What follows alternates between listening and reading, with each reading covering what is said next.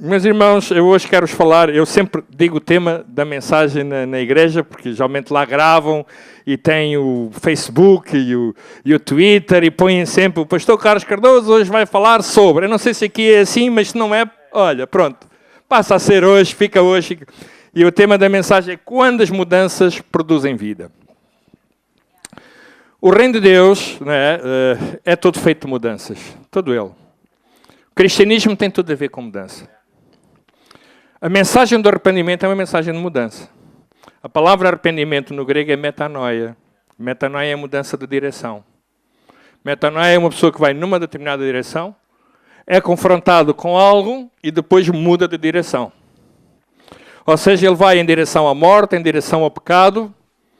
Ele é confrontado com a mensagem do próprio pecado relativamente à vida e muda de direção. Portanto, o cristianismo começa com mudança, inicia-se uma viagem, um processo de vida, de mudança. Há bocado cantámos um corinho que falava sobre transformação.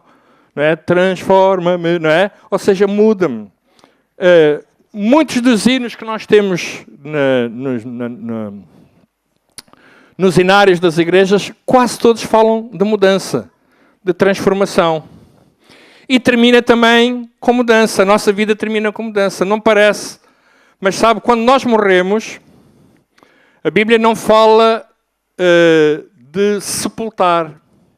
Fala de semear. Diz que o corpo é como uma semente que é deitada à terra. Aliás, Jesus, a obra da redenção é equiparada exatamente a uma semente que é deitada para morrer e dar muitos filhos.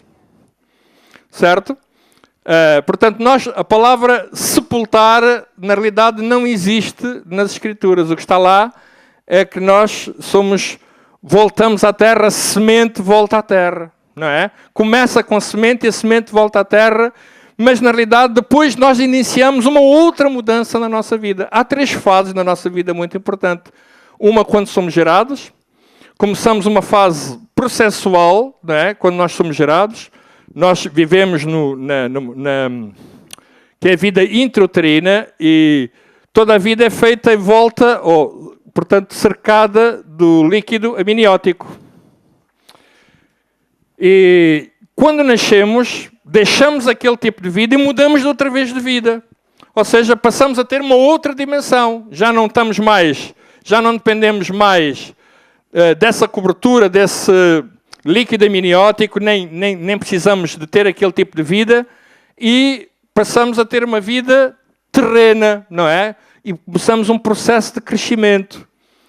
Também é mudança. E morrer é a mesma coisa. Quando nós morremos, nós deixamos este corpo e tomamos um outro corpo.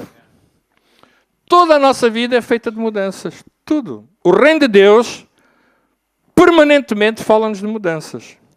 Por exemplo, vou dar exemplos, não é? Quando nós nos arrependemos, nós mudamos do reino das trevas para o reino. Mudamos. Há uma mudança do reino das trevas para o reino da luz. Nós mudamos de Senhor. Tínhamos como Senhor Satanás e passamos a ter como Senhor Jesus. Passamos da morte para a vida. Tínhamos a morte como destino e passamos a ter a vida. Eu vim para que tenham vida e a tenham com abundância, disse Jesus. Nós passamos da escravidão do pecado para a liberdade. Nós passamos a ter deixamos o velho homem para o novo homem. A Bíblia diz lá em 2 Coríntios, se alguém está em Cristo, nova criatura é, as coisas velhas já passaram, eis que tudo se fez novo. Passamos a ser uma nova criatura, deixamos de ser uma velha criatura. Deixamos um velho homem, passamos a ser um novo homem. Diz que passamos de uma velha vida para uma nova vida. E encontramos muitas expressões nas Escrituras como ter um novo coração, um novo espírito. Fala-nos de um novos céus e nova terra. Sabe, há muitos cristãos que acreditam que novos céus e nova terra é mesmo um novo céu e nova terra. Não, tem a ver com uma nova ordem. Novos céus e nova terra é como Deus vê os céus e a terra depois da redenção, depois da obra efetuada através de Jesus Cristo. São novos céus e nova terra. Novos céus e nova terra tem a ver com a perspectiva e com a visão que Ele deu, que Ele tinha antes do pecado, não é? E que se degenerou com o pecado. Tem a ver com novos céus e nova terra. Certo? Tem a ver com uma nova natureza.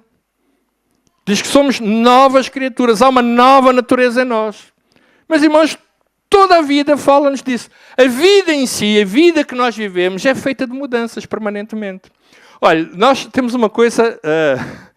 às vezes a ignorância devia pagar imposto. Resolvíamos o problema... A Troika ficava satisfeita, porque a gente dava-lhe muito mesmo, não é? Mas sabe, nós muitas vezes, quando vemos os terremotos e esses grandes cataclismos que por aí existem, nós culpamos Deus. Uma vez eu vi um físico e um homem ligado a estas coisas em Portugal dizer, ainda bem que isso existe, porque isso é a renovação da própria terra. Ainda bem que isso existe, porque a terra se está a renovar. Os terremotos é uma forma da terra se renovar. Muitas vezes aquilo que nós chamamos os cataclismos, aquelas coisas, uau, tem a ver com a renovação. Ainda bem, porque aquilo tem em vista as gerações futuras. Não é? Tudo na vida se renova. Até, olha, ainda bem que nós morremos. Já viu o que era? Não é? Se nós não morrêssemos, ter que levar com o Afonso Henriques e com o Egas Muniz, pá, a mãe era o pior problema. E com a padeira de Alves Barrota, você encontrava a padeira de Alves Barrota aí. Certo? Ainda bem que nós morremos, sabe? A própria morte em si enuncia-nos renovação. O dia, a noite, não é? Nós sabemos, vem a noite, mas sabemos que ao noite a vir, amanhã há um novo dia. Há uma nova manhã. Não é? E sabemos também que ao amanhã vir vai haver uma nova noite. Ou seja, quando o sol se põe, quando o sol nasce, tudo isso indica a renovação das coisas. Tudo na vida. Nós sabemos hoje pela ciência, pelos astrónomos, ainda hoje existem coisas que estão a ser descobertas. Certo? Então, o homem ainda está a descobrir coisas. Ou seja, o próprio universo onde nós estamos inseridos, certo? Está ainda em expansão, porque Deus criou a vida de tal maneira que ela se renova por si. Então, quando nós falamos em terremotos e não sei o quê, nós ficamos, ai pá, castigo. Não, que não é castigo nenhum. Tem a ver com a própria vida, com a renovação dela. Nós, às vezes, é que somos parvos, que vamos pôr praias no meio dos... não é? Certo? Onde aquilo se faz, não é? Queremos armar em Carapaus e vamos ir lá no Brasil, lá no coisa, vamos fazer sítios nos morros, ilegalmente, e depois, foi Deus. Não foi não. Foram meia dúzia de parvos que foram construir ali e que os outros deixaram. Certo? E depois dizemos que é Deus. Não, meus irmãos, a terra, para nosso bem, renova-se. Certo? Renova-se. A terra renova-se, é importante. Então, a vida é feita de renovação. E a vida cristã é feita de renovação. Inclusive, ouça bem o que eu lhe vou dizer. Interprete bem. Olha, até a dor é importante, a dor. Você sabe, há uma doença que não é muito comum, não se sabe, mas existe uma doença que são aquelas pessoas que não sentem a dor. Essas pessoas correm um perigo muito grande. Porque essas pessoas podem queimar-se e nem sentem a dor. Essas pessoas podem ferir-se e nem sentem a dor. Até a dor funciona para o nosso bem. Porque a dor significa, espera, aqui eu não posso mexer. Eu aqui não posso tocar. Eu aqui preciso ter cuidado com isto. É a nosso favor. Porque se nós não sentíssemos a dor, você estava em grande perigo da vida. Eu sei que alguns mais espirituais já estão a lembrar-se de Isaías. Que Jesus levou as nossas dores. É verdade, levou as nossas dores, aquelas que estão relacionadas com o pecado. Mas a vida que nós vivemos... Certo? É importante, você precisa da dor, porque esse é um sinal da sua própria sobrevivência. E é sinal que você está vivo. E é sinal da sua própria proteção. Então, tudo tem a ver com mudança, com renovação. Todo crescimento, ouça bem, todo crescimento produz mudança. Mas nem todas as mudanças produzem crescimento. O que é que eu quero dizer com isto? É que a primeira pressuposição de que todo o crescimento produz mudanças, eu acabei de citar. Uma coisa é um casal. Quem é que casou aqui há pouco tempo? Vamos lá saber. Quem é que é assim recém-casado? Que ainda não sabe o que é a vida? Levante lá o braço. Ninguém. Pronto, aqui já estou a ver que é tudo pessoal bem entendido. É? Por exemplo, ali o Paulo Faria já tem 2 filhos crescidos. Não é? Pronto, já sabe o que é a vida há muito tempo. Mas quando ele casou não tinha filhos. Então deve ter comprado uma casita pequenina. Não é? O orçamento era fixe. Não é? Mas pronto, agora não. Ele agora já tem 2 filhos. Ou seja, o seu crescimento como família levou a ter mudanças. Precisou de arranjar mais dinheiro para sustentar aquelas bocas todas que lá tem em casa. Não é? Precisou de ter mais paciência para ter que aturar aquele pessoal todo. Teve que fazer mudanças. Todos nós, na nossa vida, quando nós crescemos, a vida familiar, um negócio, não é? Implica mudanças, temos que fazer mudanças, temos que fazer ajustes. A sociedade implica que nós devemos ter uma visão dela de que muda e cada vez mais. Sei lá, eu lembro-me que na década de 60, quando apareceram os transistores, aqueles pequeninos, aqueles transistores duraram uma vida inteira. Agora, quando nós temos um iPad, né? Este é o 2, mas já há para aí o 3 e o 4 e o 5 e deve andar aí por aí fora. Ou seja, quase ainda está a ser lançado um mercado e já está outro, certo? Porque as mudanças são rápidas. Tudo, hoje em dia, não é? Tudo é rápido. Uma coisa não dura nem tão pouco uma década. Quem é que se lembra de ouvir cassetes? Para cassetes, você se contar isso ao seu filho, há dias falei a minha filha, mostrei-lhe uma cassete, e ela disse, pai, isso é para quê? O que é que se fazia com isso? Isso era para quê? É? Vocês estão a entender? Portanto, porque é rápido. Antigamente, quando saía alguma coisa, estou a falar aquele pessoal já de dinossauros, né? Aqueles que faziam arte rupestre, né? Quando saía uma coisa no mercado, aquilo durava 30 anos, 40 anos, 50 anos, agora não, tudo é rápido. Tudo é rápido. O que serve hoje, amanhã, já poderá não servir. E o grande problema da igreja é nós não percebermos isto, nós não percebermos que as mudanças são rápidas e que nós temos que nos adaptar a elas. Certo? Eu vejo isso, por exemplo, por causa das redes sociais. Às vezes eu sei, há tempos eu estive numa reunião, eu faço parte da direção da Aliança Evangélica Portuguesa, eu também sou assim meio maluco, de vez em quando meto nestas coisas. e então estávamos numa reunião, e passado um tempo, o pastor Jorge Humberto, que é o presidente, recebeu uma carta de um pastor muito indignado, porque naquela reunião estavam os pastores todos com as novas tecnologias, estavam distraídos com as novas tecnologias. O que ele não sabe é que o iPad tem Bíblia. Certo? Há mudanças. Um dia eu estava a pregar e vi um jovem, isto aqui há uns 5 ou 6 anos, vi um jovem, e ele estava com o telemóvel.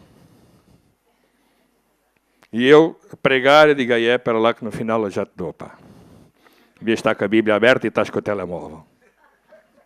E eu cheguei ao pé dele, então como é que é? Então tu, em vez de estás com atenção, eu disse, pastor, mas eu estava com atenção. É que eu estava a escrever a sua mensagem. Certo, estava a escrever e mostrou-me. E eu, pip. O mundo é feito de mudanças. E a nossa vida cristã também é feita de mudanças. Ou seja, todo o crescimento produz mudanças. Tudo que tem vida produz mudanças. Mas nem todas as mudanças produzem crescimento. Eu conheço gente que fez mudanças e foi um desastre. A mudança por si só não é garantia de sucesso. Há pessoas que fazem... Olha, eu conheço gente, eu lembro, nas igrejas por onde eu tenho passado, há pessoas que fizeram mudanças de emprego a pensar que iam fazer grande mudança. Uau, isto vai melhorar claramente a nossa vida. Eu conheço pessoas na minha igreja que fizeram negócios a dizer assim, uau, isto é um negócio da China. Uau, foi um desastre. Eu conheço gente que fez mudanças, mudou de solteiro para casado, foi um desastre. Certo? Mudou de solteiro para casado, foi um desastre. Estavam tão bem solteirinhos, aquilo era mesmo talhado para solteiro. Casaram, pronto, foi um desastre. Eu conheço pessoas que fizeram mudanças, olha, mudaram de carro, estragaram a vida. Eu conheço pessoas que mudaram de muitas coisas, mudaram até de mulher e de marido e estragaram a vida. Sério, estou a brincar um bocadinho, mas é para vocês pensarem. Alguns mudam, fazem tantas mudanças que vão terminar sozinhos. Certo? Há mudanças que não nos levam ao crescimento. Mas o crescimento sempre nos leva à mudança. Por exemplo, a primeira grande crise que existiu na igreja, vamos ver se vocês sabem alguma coisa da Bíblia, se o pastor Luís Miguel vos ensina alguma coisa. Aquilo que vocês souberem ainda foi no tempo em que eu vos ensinei, está bem? Vamos lá ver. A primeira grande crise na igreja primitiva, claro, começou quando? Vamos lá ver. Se vocês não se lembram daquilo que eu vos ensinei. Pá, tu não continuaste. Sabe como é que começou? A primeira grande crise começou com o crescimento. Foi a crise que houve, porque a igreja cresceu de tal maneira que diz que os cristãos naquela altura, os judeus e os não-judeus entraram em conflito. Certo? Entraram e tiveram que instituir os diáconos para servir às mesas.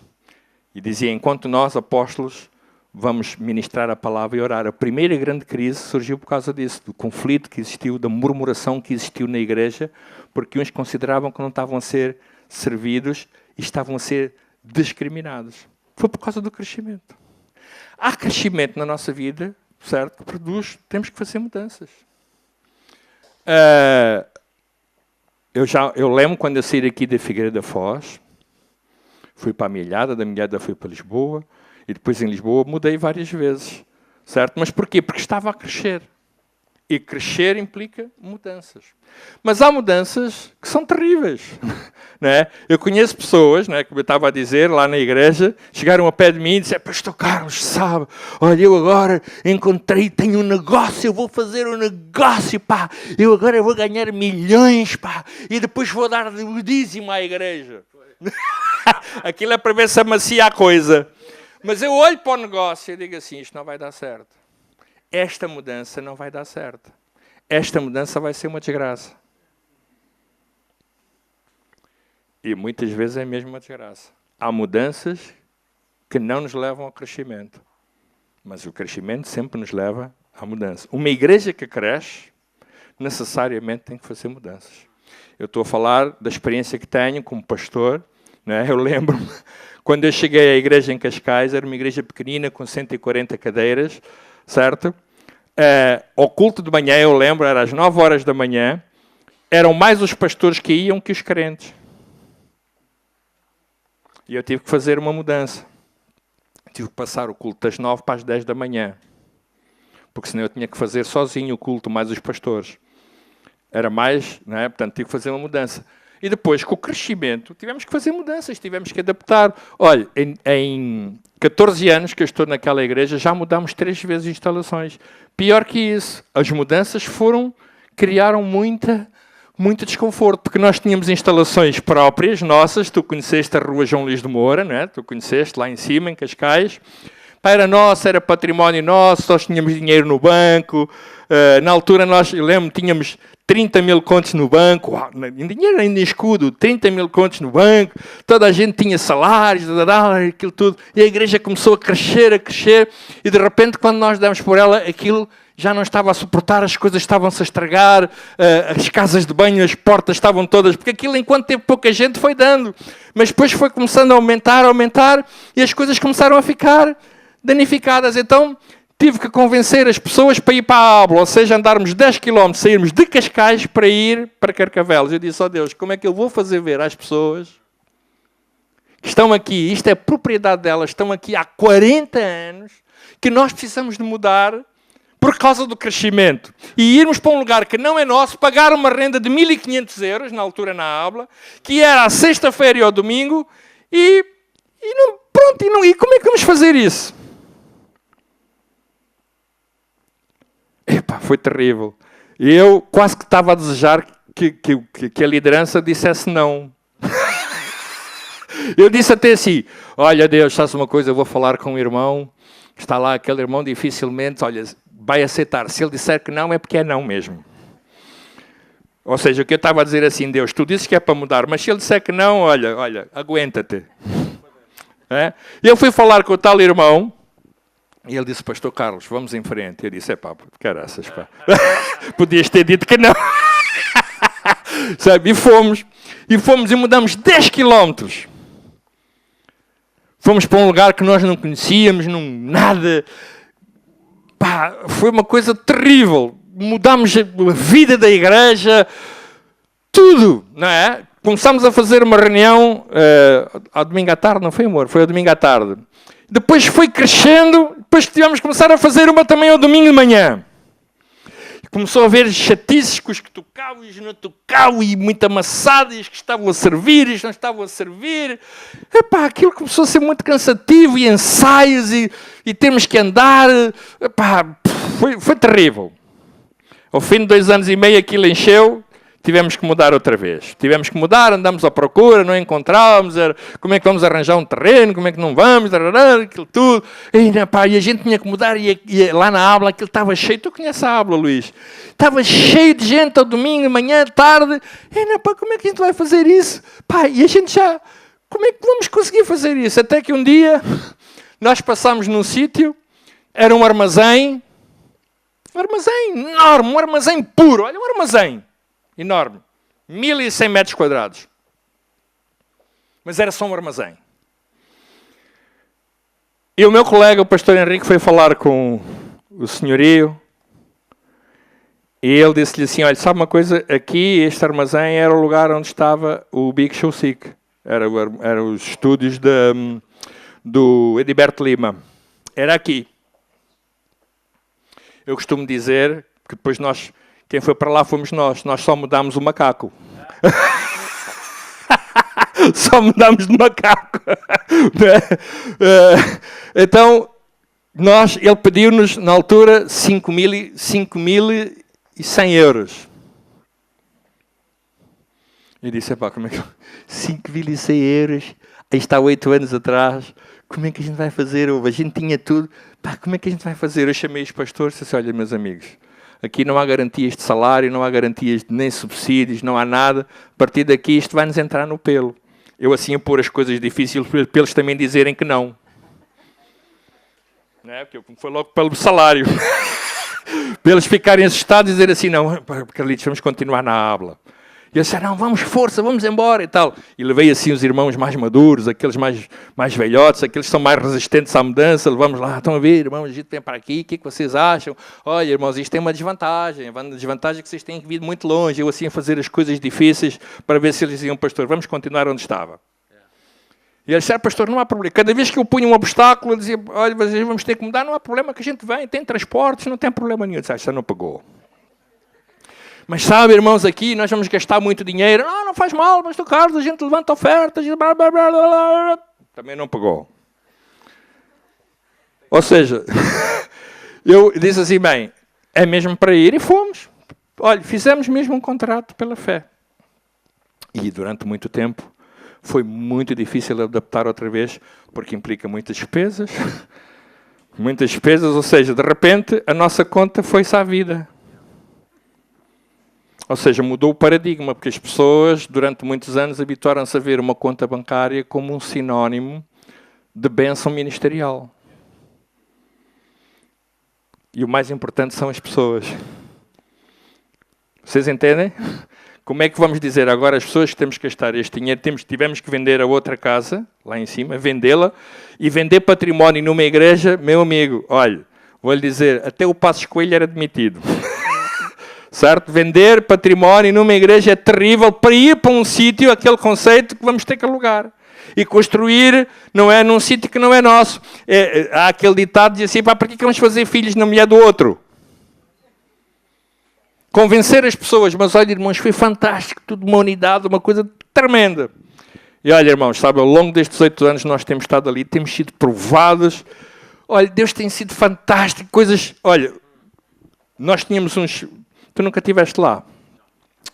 Nós tínhamos uns... Aquilo está tudo forrado, tínhamos uns panos, etc. Ao fim de 8 anos, aqueles panos só têm durabilidade para 4 anos. Duraram 8. Era como, assim como as sandálias do povo de Israel no deserto. Certo? Já estavam 8 anos. Aquelas coisas... Nós, os evangélicos, temos uma capacidade de fazer durar as coisas muito tempo. Para mudar. Mas aquilo era mesmo preciso mudar. Era preciso mesmo mudar. E nós não tínhamos dinheiro. Foi agora, em plena crise. Não tínhamos, meus irmãos, nós não tínhamos... Mas nós nem tínhamos para pagar salários. Nós tivemos que reduzir os salários dos pastores 50%, incluindo o meu, carambas. Certo? Nós não tínhamos dinheiro. Era um sufoco, percebe? Porque agora, na crise, não é? Pronto, já estou andando aqui em Figueira da Foz, que, pá, graças a Deus que isto aqui não passa crise, maravilha. Não é? Mas nós lá não tínhamos dinheiro e nós orávamos ao Senhor, por favor, Senhor. Precisamos de mudar, nós precisamos de mudar os panos, Senhor, nós precisamos. Aquilo é enorme, meus irmãos, 1000 metros quadrados. Só para mudar o pano, só para vocês verem, era preciso qualquer coisa como à volta de 4.000 a 5.000 euros. Para mudar os panos, aquelas obras todas. 4.000 a 5.000 euros. São 1.100 metros quadrados de superfície e tinha o teto para pôr aquilo tudo. Nós não tínhamos dinheiro.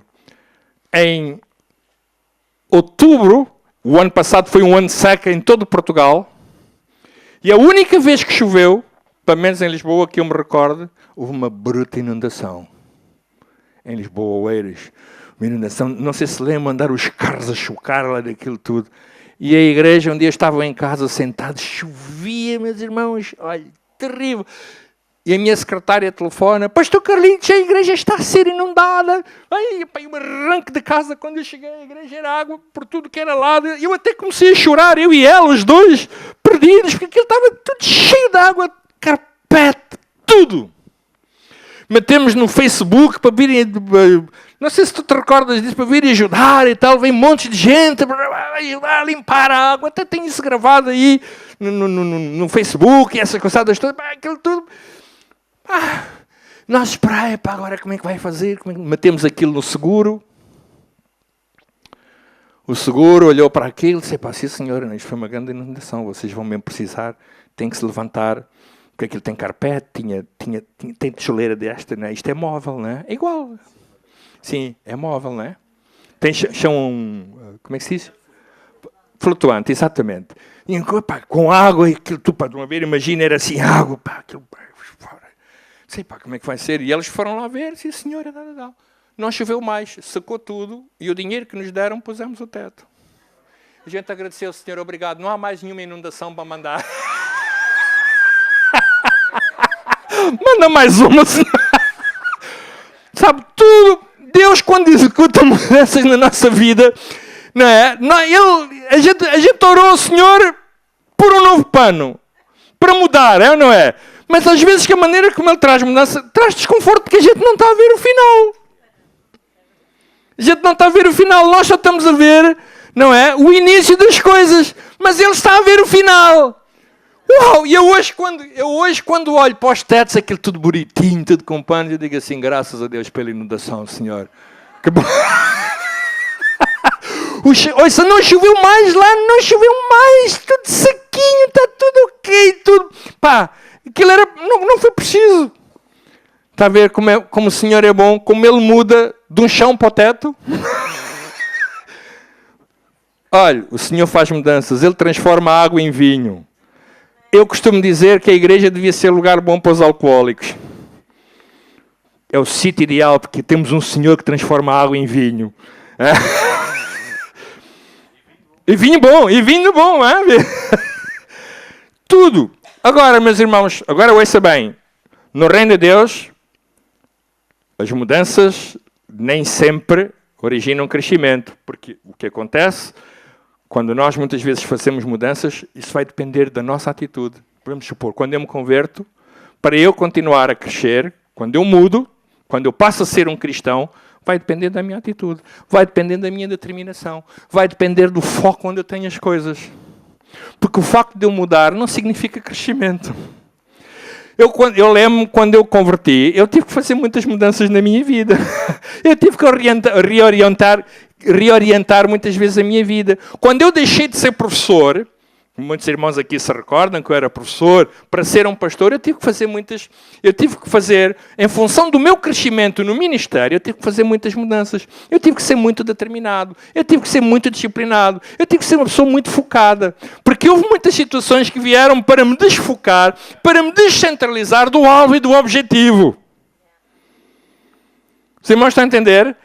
Nós às vezes temos que ser muito focados, porque nós vamos encontrar circunstâncias na vida e vamos encontrar um inimigo das nossas almas que se chama o diabo e que vai procurar descentralizá-lo até com coisas boas, se calhar até com um bom emprego.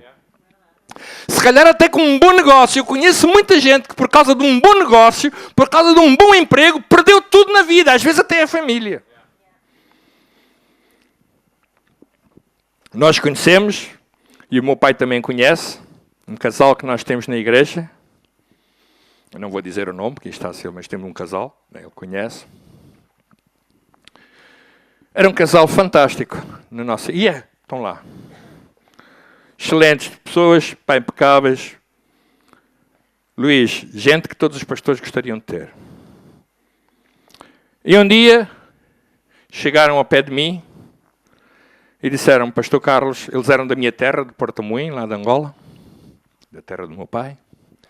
Chegaram ao pé de mim, olha, nós vamos embora. Ele era um técnico de robótica numa grande empresa. E ela era auxiliar de educação, não era? Pronto, tinham as vidas deles arrumadas, casa, tal. E por causa de aquilo que eles chamavam um sonho, às vezes há sonhos que são obsessões. Não são sonhos. Podem ser bons, mas às vezes um sonho bom é uma obsessão. E ela era de Angola, era lá da minha terra. Foi minha colega. E ele nunca tinha estado lá. E eu falei com eles, e eles disseram, nós vamos para lá, pastor, e sabe, e nós temos emprego, e a minha família prometeu, e nós vamos fazer assim. Mas olha, vocês vão deixar tudo. Vocês já pensaram, tem aqui tudo.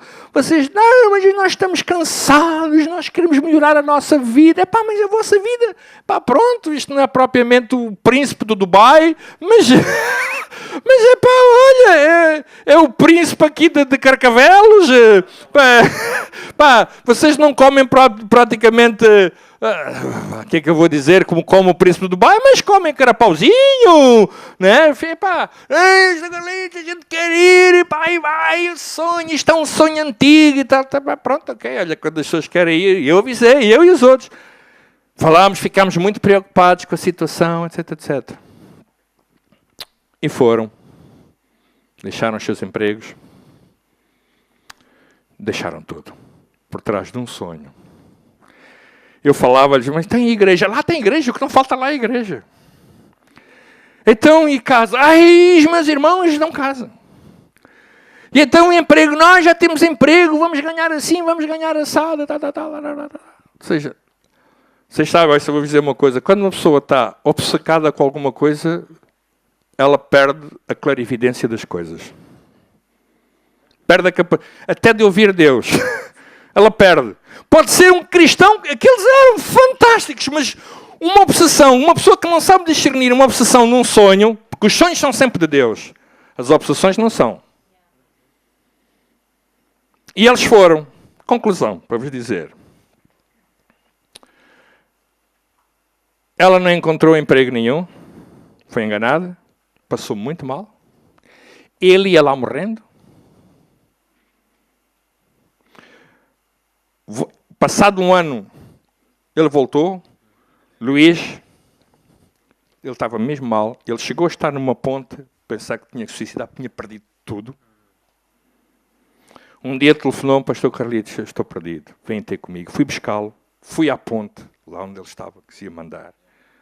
Fui buscá-lo, estive com ele. Eu tinha acabado de fazer uma colonoscopia, quem já fez é uma coisa muito complicada. Fui buscá-lo naquela hora. Estive com ele, chorei com ele, etc. Passado um tempo, olha, tive até que lhe dar dinheiro meu para ele poder pagar as coisas, que ele não tinha dinheiro nem para telefonar. Nada. Perdeu tudo. Passado um tempo ela voltou. Hoje ele é jardineiro. Da robótica passou para um jardim. Não tem mal nenhum ser jardineiro. O que tem mal é passar da robótica para o jardim. É outro tipo de robótica. Certo? E ela passou de auxiliar de educação para ajudante de cozinheira. Também não tem mal nenhum, que acho que é bom. Não tem mal. Mas perde-se muitas coisas. Aquilo que eles chamaram um sonho não era nada mais, nada menos de que foi o tornou, exatamente, foi o que ele disse, Pastor Carlos, não me fale mais nisto. Foi um pesadelo. Nem todas as mudanças nos levam ao crescimento. Preciso cuidado. A nossa vida cristã começa, e como eu disse, é feita de mudanças, já vimos, se alguém está em Cristo, nova criatura é, as coisas velhas já passaram, eis que tudo se fez novo. Ao recebermos Cristo, ouça bem, nós passamos da condição de pecadores para a posição de santos. Há uma diferença entre condição e posição. A condição tem a ver com a nossa natureza sem Cristo, a condição. A posição tem a ver depois da restauração que Jesus fez em nós, nele. Uma coisa é a condição. Há pessoas que dizem, nós não somos todos pecadores. A nossa condição era essa. Mas Jesus mudou a nossa condição e colocou-nos em posição. Se alguém, diz lá, se está em Cristo. Estar significa estar posicionado em. Correto? Então, ele tirou-nos da condição de pecadores e colocou-nos na posição de santos. Já viu a mudança? Não é? A mudança foi, nós éramos uns miseráveis pecadores e passamos a ser uns santos justos. Diga lá, irmão, que está ao lado. Epá, tu não pareces, mas és um santo justo. Ou um justo santo. Não tens cara disso, mas olha, acredita que és. Passamos de uma velha ordem, porque a Bíblia diz, as coisas velhas já passaram. Quando aqui está a falar das coisas velhas, está a falar da nossa velha natureza. Passamos de uma nova ordem, eis que tudo se fez novo. Passamos da condição, passamos da condição em que nós estávamos, que era uma coisa miserável, e passamos para uma nova ordem, uma posição elevada. Diz que está lá escrito em Efésios, no capítulo 1 e no versículo 3, nós estamos sentados nos lugares celestiais com todas as bênçãos em Cristo Jesus. Bendito Deus e Pai de nosso Senhor Jesus Cristo, diz lá, que nos fez sentar, o qual nos abençoou com todas as bênçãos celestiais em Cristo Jesus.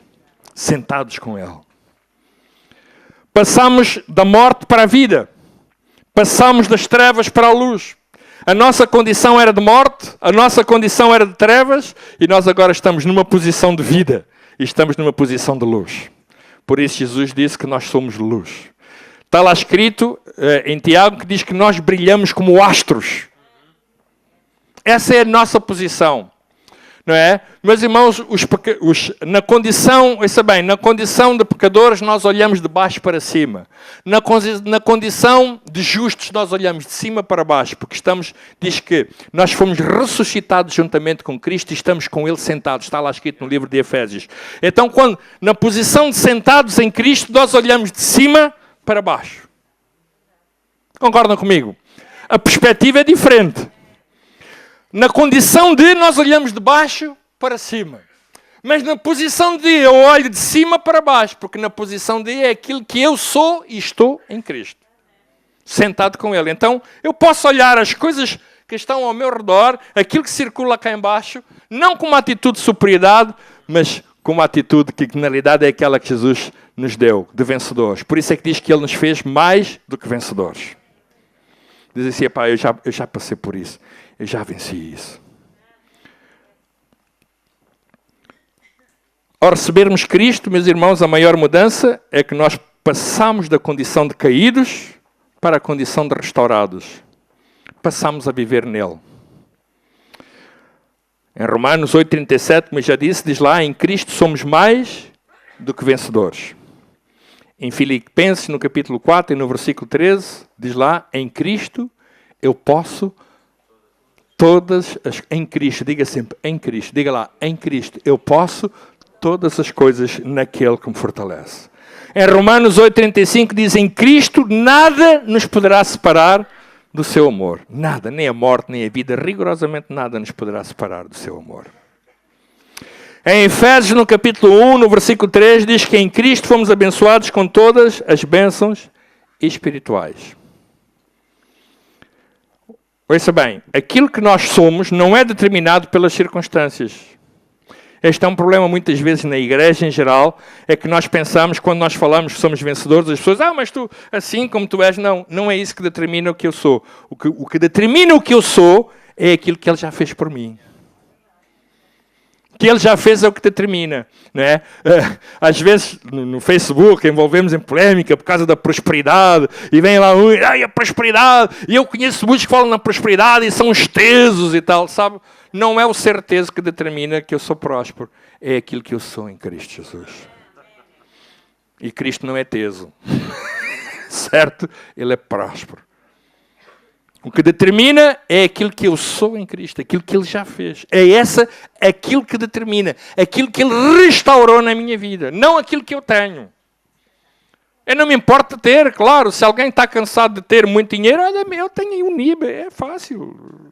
Eu resolvo, se você é infeliz, eu quero ajudá-lo a ser feliz. A nossa posição em Cristo é determinada por aquilo que Ele já fez. Eu sou justo porque Ele me fez justo. Eu sou santo porque Ele me fez santo. Eu sou próspero porque Ele me fez próspero. Eu sou abençoado porque Ele já me abençoou, o que está ali a dizer. Não por aquilo que eu tenho, não pelas coisas que eu faço, não pelos momentos que eu tenho, não. Meus irmãos, eu há 2 anos atrás, eu estive num congresso na África do Sul, na cidade do Cabo, numa equipa que representava a Aliança Evangélica Portuguesa. Foi no congresso de Lausanne, em Cape Town. Foram 8 dias de congresso. 4.500 delegados de todo o mundo. Eu estive perante pessoas... Havia dois mundos de cristãos. Um ocidental, miserável. E havia um outro que era de pessoas que viviam, a grande parte delas viviam em países onde havia perseguição, onde eles eram mortos. Eu vi um pregador, eu vi um bispo anglicano do Ruanda. Ele foi pregar. A mensagem era sobre reconciliação. Luís, eu nunca vi uma coisa pregada, uma coisa simples, 20 minutos, com tanta ousadia, tanta autoridade. E eu vou-vos explicar porquê. Aquele bispo, no tempo em que houve a guerra, o genocídio no Ruanda, que foi dos Hutus com os Tutsis, ele fazia parte da tribo dos Hutus, acho que foi dos que morreram. Foi dos que morreram. Ele perdeu 25 pessoas da família dele. Mulher, filhos, irmãos, pais, tudo. O único que sobreviveu da família foi ele. E ele conseguiu fugir.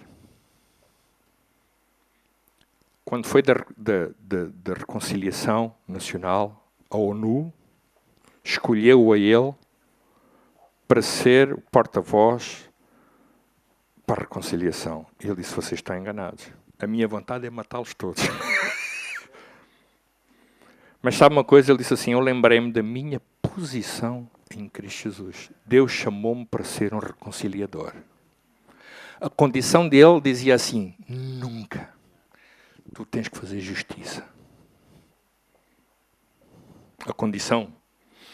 Mas ele lembrou-se, espera aí, mas essa é a minha condição. Porque a minha posição não é a minha justiça. É aquilo para o qual Deus me chamou, que é reconciliar. E, meus irmãos, é muito difícil muitas vezes quando nós temos que optar entre a condição e a posição. E na nossa vida cristã, às vezes, nós temos que lembrar que aquela é a nossa condição. A condição leva-nos a olhar as coisas assim. Não é? Assim, igual aos outros, mas muitas vezes a posição leva-nos a olhar as coisas de cima para baixo, ou seja, de Cristo, como ele vê, como ele queria. Eu tenho que agir como ele vê, não como eu vejo. Para vocês poderem perceber qual é a condição e qual é a posição. Aquele bispo percebeu A condição entrava em conflito com a posição. A condição fazia lembrar cada uma das 25 pessoas, mulher, filhos, pais, irmãos, que tinham sido barbaramente assassinados, cortados, violentamente. Mas de repente, alguém estava a dizer-lhe assim: tu és a pessoa que estás indicada para poder fazer a reconciliação, porque tu és bispo. E ele disse: Senhor, espera aí. Ele disse: olha, tu foste chamado, a tua primeira função é ser um reconciliador. Sabe uma coisa? Porque a mensagem do Evangelho é da reconciliação, não tem outra. Olha, se tu não estás a pensar nisto, rapaz, olha, esquece. Deus chamou-nos para sermos reconciliadores. Ou seja, para deixarmos a nossa condição e passarmos a ter a posição de. Então, aquilo que nós somos não é determinado pelas circunstâncias, mas sim por aquilo que Ele já fez por nós. Quarta coisa, para experimentarmos o melhor de Deus, nós precisamos de renovar os nossos pensamentos. Em Romanos 12:2 diz: não vos conformeis com este mundo, mas transformai-vos, há bocado cantamos, pela renovação do vosso entendimento, para que experimenteis qual seja a boa, agradável e perfeita vontade de Deus. Meus irmãos, este é um versículo muito interessante. Diz que se nós quisermos experimentar qual é a boa, agradável e perfeita vontade de Deus, nós precisamos de renovar. Diz boa, agradável e perfeita vontade de Deus, não a minha. Sabe? Este bispo, ele teve que experimentar a boa, agradável e perfeita vontade de Deus. Não a minha. Aí não diz que é a minha. Diz aí para que experimenteis qual seja. É que nós às vezes trocamos isto. Pensamos que para nós vivermos uma vida fixe, para ir até às praias de Cuba, precisamos de renovar o pensamento. Não, você aí não precisa de renovar o pensamento. Você precisa de renovar a carteira mesmo. Para lá... Certo? Você precisa fazer bons depósitos. Mas se você quiser experimentar qual é a boa, agradável e perfeita vontade de Deus, eu vi esta mensagem deste homem poderosíssima. Porque ele estava pleno de certeza que aquela era a boa, agradável e perfeita vontade de Deus, ainda que fosse desconfortável para ele. E às vezes, meus irmãos, olha, eu posso dizer na minha vida, toda a minha vida tem sido feita assim, a experimentar qual é a boa, agradável e perfeita vontade de Deus. E por isso eu morro. Não a minha, porque a minha muitas vezes é desconfortável. Muitas vezes eu pensei, olha, melhor eu ir-me embora. Mas essa é a minha. É a minha condição.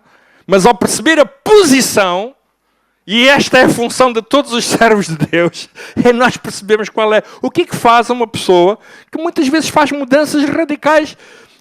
Há dias no Facebook encontrei um amigo meu que lá está, e até estava um amigo de escola, que o meu pai também conhecia, que era o Arthur Hermida, e estávamos a falar, ele telefonou-me: Carlitos, pai, eu quero falar contigo, manda-me o teu número de telefone e tal. Mandei, eu não via desde a escola, não é? O Facebook tem destas coisas. E ele ligou para mim, eu pensei assim, bem, isto é treta dele, ele quer música, e ligou para a minha casa. E sabe, irmão, estávamos a falar de muitas coisas e de repente ele diz assim: epá, Carlitos, sabes uma coisa? Já tinha perguntado por ti, nós éramos muito amigos, as famílias conheciam-se bem, já tinha perguntado por ti, pá, e a última vez que eu perguntei por ti disseram que tu eras padre. Eu disse: olha, não é ao lado, é na porta ao lado. Tu enganaste, pá, deram-te a porta ao lado. Não sou padre, mas é assim, é quase igual. Sou pastor. Né? Epá, mas espera aí, já agora, eu conheci-te. Epá, era a única coisa que eu não fazia na vida, era ver-te como pastor, pá. Pois é, mas sou. Nem eu, olha, também não fazia.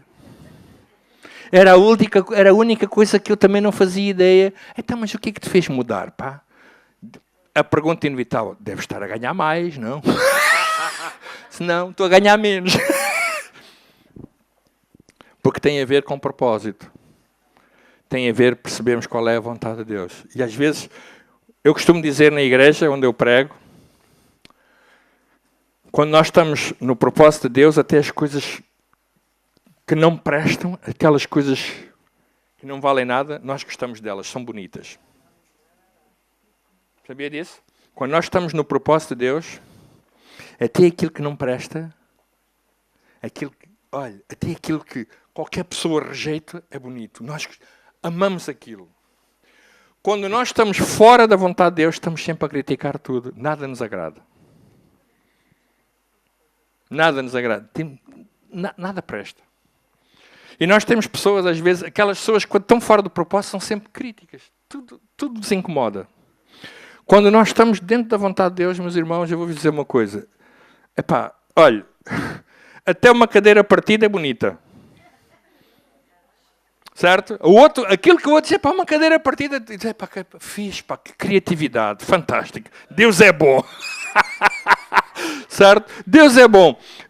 Uau, extraordinário. Porquê? Porque estamos apaixonados.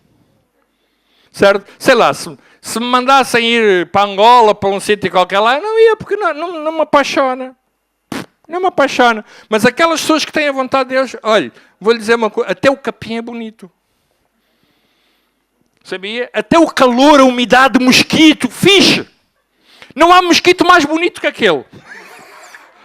Sabe porquê? Porque aquela pessoa está apaixonada por aquilo. É como dois namorados, não é? Pode ser. Porque a gente já pensou, eu já casei tanta gente e já casei pessoas lindas, mas já casei cada feio, pá. É uma pergunta que eu nunca fiz, é só minha. Eu digo assim, o que é que leva este mafarrico a casar com um estronço destes? Pá, isto é uma coisa que ninguém queria. Não quis para nada. Certo? Mas sabe o que é? É paixão. A paixão torna o feio belo. Ele depois é que vai descobrir mais tarde que foi sob droga e feito da droga. Ele diz que estava meio drogado. Mas uma pessoa quando está apaixonada está meio drogada. E Deus faz isto assim connosco. Põe-nos assim meio drogados. Certo? Meio drogados para a gente gostar. E só vai descobrir mais tarde, quando tudo volta ao normal, porque nós temos químicos na cabeça, né? Temos aqueles fluidos. Então quando aquilo está em posição elevada, quando a pessoa se apaixona, epá, pode pesar 300 quilos, mas é lindo, é uma pena. Mas depois quando volta tudo ao normal, ele olha para o lado e diz, eu casei com um elefante, pá.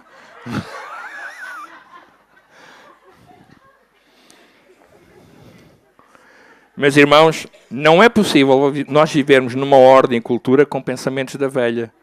Nós, quando nos convertemos, temos de viver com novos pensamentos, com pensamentos de uma nova ordem. E para isso precisamos de renovar. Diz lá a palavra de Deus, quanto ao mais, irmãos, tudo o que é verdadeiro, tudo o que é honesto, tudo o que é justo, tudo o que é puro, tudo o que é amável, tudo o que é de boa fama, se há alguma virtude e se há algum louvor, nisso pensai. Nós não podemos estar a querer caminhar numa determinada direção com um novo tipo de pensamento, uau! E estarmos a pensar como nós éramos antigamente. Não é possível. Temos que nos ajustar. Temos que fazer mudanças. Por isso é que aqui está a dizer que nós devemos transformar-vos. Está aqui a dizer, transformar-vos pela renovação. Tornar novo o nosso pensamento. Quando nós mudamos de coisas, temos que nos ajustar àquele tipo de pensamento. Quando nós vamos para um país, olha, eu já mudei de cidade, tive que me ajustar. Já mudei de igreja, tive que me ajustar. Tive que mudar o pensamento. Eu não posso estar num lado a pensar no outro. É verdade ou não é? Imagina, não é? Imagina você estar num lado e estar a pensar no outro. É um infeliz, pá. Você tem que se ajustar. Eu lembro, tivemos muitas dificuldades, mas nós estávamos por paixão e tivemos que nos ajustar. A Bíblia diz, pensai nas coisas que são de cima e não nas que são da terra. Exatamente porquê? Porque temos que nos ajustar aos pensamentos elevados de Deus. A Bíblia diz que os pensamentos de Deus são mais elevados que os nossos. Nós somos o reflexo dos nossos pensamentos. Os nossos pensamentos são o combustível da nossa alma. Nossa, está lá. Diz lá no Salmo 1, versículos 1 a 3, bem-aventurado o varão que não anda segundo o conselho dos ímpios, nem se detém no caminho dos pecadores, nem se assenta na roda dos escarnecedores. Diz assim, antes tem o seu prazer na lei do Senhor, na sua lei medita de dia e de noite, pois será como a árvore plantada junto a ribeiros de águas, a qual dá o seu fruto na estação própria, e cujas folhas não caem. E depois termina assim, e tudo quanto fizer, prosperará. Acreditem que muitas vezes a minha vida não tem sido fácil.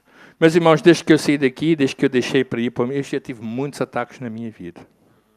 Terríveis. Se Deus, quando eu saí daqui, me tivesse mostrado aquilo que eu ia passar, eu dizia assim, olha, arranja outro. Dizia, olha, vai lá o Luís Miguel. Certo? Manda lá outro, senhor, não há mais ninguém. Oh, mas por que estás a... Mas tu achas que eu tenho... Eu dizia assim, se eu soubesse, né? Se eu soubesse, dizia assim, mas tu achas que eu tenho cara de quê? Mas não sabia. E ainda bem, Porque Deus nunca nos mostra o fim das coisas. O processo vamos nós descobri-lo depois. Mas é gostoso. Não trocaria por nada. Uma vida de fé não é determinada pelo lugar onde nós estamos, ou onde nós nos encontramos, sim, mas para onde vamos. A pergunta é, para onde é que tu vais? Para a terra de ninguém? Para a terra do nada? Para a terra do nunca? Para onde é que tu vais? Nós vemos, a Bíblia fala muito em peregrinação. A história da Bíblia é uma história de peregrinação. A história da Bíblia é uma história de peregrinos. Todos os homens de Deus peregrinaram. Diz que Abraão foi o pai da fé, exatamente, e aquilo que o exalta diz que ele saiu de um lugar para outro sem saber para onde ia. A única coisa que ele sabia era com quem ia. Né? Excetuando a mulher, claro, que era complicada. Também teve algumas palavras que o rapaz gostou. Quando ele mandou ter com a Agar, ele disse, boa palavra, mulher. Apoiado. Certo? Mas sabe, é um lugar de peregrinação. A vida cristã é uma peregrinação. A Bíblia diz que nós não somos deste mundo, mas estamos nele. Nós estamos a peregrinar. Interessante, peregrinar. O peregrino está de passagem. Mas quando estamos de passagem, nós temos uma missão, que é transformar, que é influenciar, que é mudar. Uma vida de fé não é determinada pelo lugar então onde eu me encontro. Uau, todo contente, todo feliz. Não, é para onde vamos. Eu conheço gente, irmãos, como eu disse, estive nesse congresso, eu vi uma coisa que me impressionou imenso. Eu vi uma mocinha de 18 anos, norte-coreana, era da Coreia, ela estava ali clandestinamente. Pessoas que fogem através da China. Uma miúda com 18 anos levantou aquele pavilhão, 4.500 pessoas a chorar, a bater palmas. Uma miúda com 18 anos, ela era da Coreia do Norte. Vocês sabem, na Coreia do Norte, os cristãos apanhados são fuzilados. Impossível. São fuzilados. Então, o que acontece? A Coreia do Norte faz fronteira com a China comunista, e eles têm relações. Mas a China tem milhares e milhões de cristãos. Milhões. Então ela contou que um dia o pai e a mãe, ela era bebé, fugiram para a China. E na fuga, eles, no determinado sítio, viram focos de luz. E nesses focos de luz são casas. Né? Focos de luz eram casas. E eles foram para uma das casas que o receberam. E era exatamente uma casa de uma família cristã. O pai daquela moça converte-se ali, a mãe também. E sabe uma coisa, ao converter-se ali, incrível, no espaço de meses, ele já não quis continuar na China. Quis voltar para a Coreia do Norte para pregar o Evangelho. E voltou para a Coreia do Norte. Claro, foi preso. E esteve anos na prisão. Até que o libertaram outra vez. E disseram assim, olha, esta é a última vez. Já não há mais. A próxima vez tu és fuzilado. Ele contactou com a família. Despediu-se da família e disse, eu não posso, perante uma ameaça destas, eu não posso. Ainda que a minha vida corra perigo, eu tenho que fazer aquilo que eu sei que tem que ser feito. E voltou outra vez. E nunca mais o viram. Nunca mais. E aquela rapariga estava a testemunhar, a dizer assim, sabe uma coisa, eu quero-vos dizer uma coisa. Eu vou voltar à Coreia do Norte, porque eu quero fazer aquilo que o meu pai não conseguiu acabar de fazer. Miúda, com 18 anos. Vocês têm filhos com 18 anos? Eles, amanhã vamos pedir dinheiro para ir comer gelado em manhã. E para ir ao festival do Super Rock. E do Super Bock. Tudo que é super. Tudo que houver super, eles vão pedir dinheiro também super. Vocês entendem?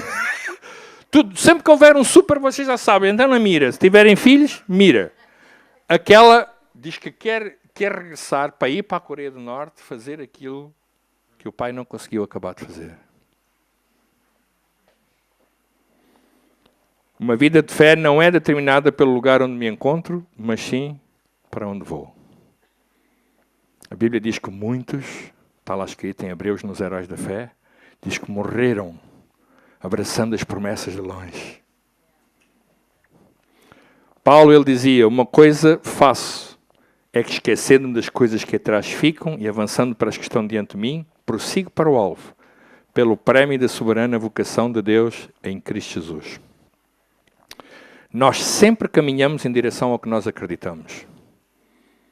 Todas as pessoas que não acreditam em nada têm um vazio nas suas vidas. A sociedade mostra isto. Sabe, quando nós acreditamos em alguma coisa de importante, nós somos capazes de morrer por isso. A história da igreja está cheia de exemplos disso. Quando nós acreditamos. Meus irmãos, nós precisamos de deixar de ter uma mentalidade e cultura de sobrevivência. A nossa sociedade tem uma cultura de sobrevivência. A nossa cultura é de sobrevivência. Podermos sobreviver no meio dos problemas. Mas precisamos ter uma cultura de vencedores e possuidores. É diferente. E enquadrado nisto eu quero dizer uma coisa. A igreja que eu pastorei e comava aqui há uns anos atrás,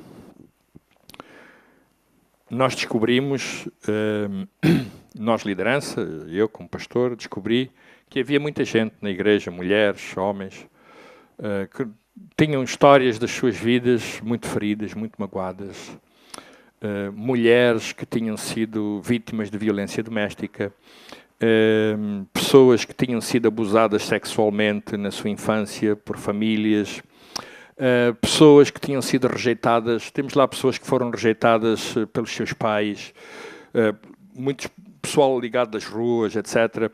Temos pessoas que já foram prostitutas, temos pessoas que já foram prostitutas, temos pessoas que já tiveram presas nas cadeias, temos pessoas que já mataram, pessoas muito marcadas pelas histórias das suas vidas. E a cultura destas pessoas é uma cultura de sobrevivência, é uma cultura que é feita... Epá, a vida é agressiva para comigo, foi muito má, e eu sou uma vítima e preciso de sobreviver. E então, todos os seus esquemas, todos os seus padrões de cultura, de mentalidade, é de sobrevivência a uma sociedade que é agressiva para ele. Epá, aquele tipo de expressão de, epá, quanto mais conheço os homens, mais gosto dos cães. Olha, na realidade, de cães eu tenho um certo medo. Quando vejo um, eu paro. A minha mulher, então, se for pequenino, o cão foge dela e ela foge do cão. Certo? Eu já vi a minha filha mandar-se para dentro da mala de um carro por causa de um cão assim, pequenino. Sabe? Este tipo de mentalidade assim são pessoas, muitas vezes, que tiveram más experiências nos seus relacionamentos. Então nós começamos a criar, dentro da igreja, pequenos grupos de relacionamento que nós chamamos grupos terapêuticos, de conversa terapêutica, é assim que nós chamamos. Os irmãos não imaginam a bênção que tem vindo a crescer, a bênção que é ter grupos destes na igreja. Pessoas que foram abusadas, eu e minha mulher conhecemos uma senhora, uma irmã, já com 60 e tal anos, ela já é cristã há montes de anos. E ela uma vez estava a abrir o seu coração, ela é público, ela já confessou isto. Ela uma vez foi violada, daquela violação nasceu a filha, tiraram-lhe a filha, ela nunca mais viu a filha. Depois ela foi para um outro país. E sabe uma coisa? Mais tarde ela soube onde estava a filha, procurou encontrar a filha, mas a filha era fruto daquela violação, a relação não foi muito boa e a filha me queria muito com a mãe, estar com a mãe, etc, etc. Pronto, isto estou a abreviar as coisas. E através daquele processo de conversa terapêutica, dela abrir o coração, de conversar, etc, etc, aquela senhora, aquela irmã, um dia diz assim, não, eu vou dar uma oportunidade a mim mesma. Não é a filha, é a mim mesma. Porque o problema não estava na filha, estava nela. Eu vou dar uma oportunidade a mim mesma. Apesar de ter 30 e tal anos de vida cristã, eu vou dar uma oportunidade a mim mesma de fazer a cura da minha vida. De restaurar a minha... Eu preciso deixar de ser uma sobrevivente nesta vida para ser uma pessoa vencedora. E falou com a filha levou-a para casa. Claro, surgiram situações, ela voltava ao grupo terapêutico, tentava-se ajudar, etc. E hoje ela tem uma relação perfeita com aquela filha. Perfeita. Nós temos uma moça também lá na igreja, que é a Ana. A Ana um dia apareceu lá na igreja a chorar. Veio falar comigo. Pastor Carlitos, ajude-me. Eu vim aqui, ela vinha dirigida pela doutora Bertina Tomé. Não sei se aqui vocês conhecem ou não, ela é psicóloga, psicoterapeuta. Que mandou vir ter aqui consigo, ela tinha vindo de uma outra igreja e disse-me que você me podia ajudar. Eu disse, sim senhora, eu tenho condições. Ela explicou-me o que se tinha passado, ela tinha acabado a relação com o seu marido, mas depois envolveu-se com uma outra pessoa que também era casada, pronto, sério de problemas, problema de culpa, etc. Então ela estava a pensar devido à sua culpa por ter uma vida.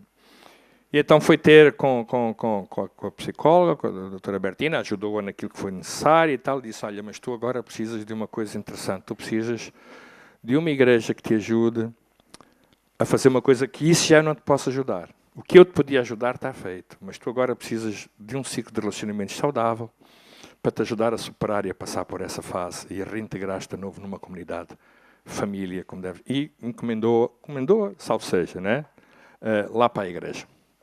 E foi, chamei o pastor, um bocado aqui alguém falou do pastor Danilo, o geral, olha, Danilo cuida da Ana, tal. A Ana estava divorciada, ela fez parte do grupo terapêutico, etc. Fez processos de arrependimento, de mudança, etc. E o ex-marido estava na Irlanda, que é o Pedro. Uma das coisas que era importante era ela colocar-se bem com ela mesma. Não com o marido, era com ela mesma. Certo? Com ela mesma. Então ela foi aconselhada, ela foi à Irlanda, foi pedir perdão ao marido, mas ao ex-marido, aliás, que elas estavam divorciadas, mas este pedido de perdão era para ela ficar bem com ela mesma. Porque às vezes o nosso problema, nós perdoamos os outros, mas não nos perdoamos a nós mesmos. Vocês estão a entender? Há pessoas que levam culpa a vida inteira. É? Sabiam isso? Há pessoas que... Irmão, estou a falar porque eu sei disso. Há pessoas que levam culpa a vida inteira. Sentem-se porcas, badalhocas, nojentas, mesmo perdoando os outros. Às vezes até é mais fácil perdoar os outros que a perdoarem-se eles próprios. Este é o processo mais difícil. E ela foi lá, foi falar com ele, foi-lhe pedir perdão e veio livre. De novo, começaram a conversar, porque eles tinham uma miúda, etc. Sabe? E na igreja tornaram a casar. E hoje estão lá os dois a servir e a ajudar outras pessoas. Sabe? Até a dor, Deus nunca desperdiça. Deus usa até as nossas dores para abençoar outras pessoas. Isto é uma cultura de vencedor. Certo? A cultura de sobrevivente não. A cultura de sobrevivente é aquela cultura, ninguém tem nada a ver com isto. Eu tenho que levar a minha dor. Isto é uma coisa só, uma coisa minha só. Não, a pessoa não quer mudar, porque a mudança implica o assumir, dizer assim, não, eu preciso mudar. Dói, sabe? O assumir a mudança tem dor. Tem dor, irmãos, olha, cá está a dor. Tem dor, dizer assim, não, eu tenho que lidar com isto. Às vezes parece assim, não, eu vou esconder isto, né? E nós guardamos lá, mas está lá, aquilo está lá guardado, não é? Está lá, não está resolvido. Você tem que resolver isso. Isso faz parte da vida cristã. Por isso é que a Bíblia diz que nós devemos confessar as nossas culpas uns aos outros e diz lá, e se o fizerem, sereis curados. O cristianismo, uma das coisas importantes é o confessar, é falarmos as nossas culpas, os nossos pecados. E diz que ao fazer isso, nós seremos curados. Eu posso garantir aos irmãos, nós temos as igrejas cheias de pessoas de enfermidades, com dores emocionais, vão levar a vida inteira porque elas não perceberam que elas precisam partilhar isso com gente madura e ser curado. Dizer assim, eu preciso de cura. Você precisa de cura. Você precisa mudar a sua vida. E há pessoas que querem mudar, pensam só que o simples facto de estar em Cristo, né, que é tudo. Não. O estar em Cristo é apenas um processo da mudança. E às vezes lida-se com isto durante muitos anos. Sempre. Às vezes há avanços e recuos. Meus irmãos, eu queria chamar a vossa atenção para isto. Mudar continuamente na nossa vida. Há coisas na nossa vida que nós precisamos de ir lá dentro de nós e dizer assim, não, eu preciso trabalhar isto na minha vida. Ainda que isto implica dor. E ainda que isto implica eu tratar com isto. Mas preciso fazer isto. E sei que Deus quer fazer isso na vossa vida. E Deus quer usar esta igreja para levar. Eu vou dizer, temos ganho tanto... Olha, Luís, vou-te dizer, muitas pessoas têm sido ganhas para Jesus assim. Não é através do evangelismo. Algumas nem nunca vieram à igreja. Nunca. Vão lá aos grupos, vão lá e depois vêm mais tarde. Porque elas dizem, mas porquê, quero saber, etc, etc. E vão lá. Temos um monte de gente. No Facebook, olha, eu já ganhei pessoas para Jesus. Eu já batizamos pessoas para Jesus, que eu ganhei para Jesus no Facebook. Porque vão lá, às vezes, eu não estou ali no Facebook nem para passar tempo. Não, isso não, pá. Estou ali mesmo com uma estratégia. Estou uma ferramenta. Ali, pessoas que já vieram, têm procurado a ICMAV para poder-vos ajudar. Pastorear pessoas. É mesmo pastorear. Amigos meus, certo? Amigos, nós tivemos aqui há tempos um encontro aqui no restaurante, um encontro de amigos de Porto Amorim. Houve amigos meus que disseram assim, Carlitos, sabes uma coisa? Tu és o meu pastor. E eles nunca foram uma igreja. Mas pastorear é ajudar, é direcionar a vida das pessoas, etc. Os irmãos entendem? É ajudarmos as pessoas a fazerem processos de mudança na sua vida. Nós precisamos fazer isto. E eu espero que esta igreja, que eu conheço há muitos anos, e tantos irmãos aqui, possam fazer isso com muita bênção, com muita graça. Amém? Deus abençoe e muito obrigado.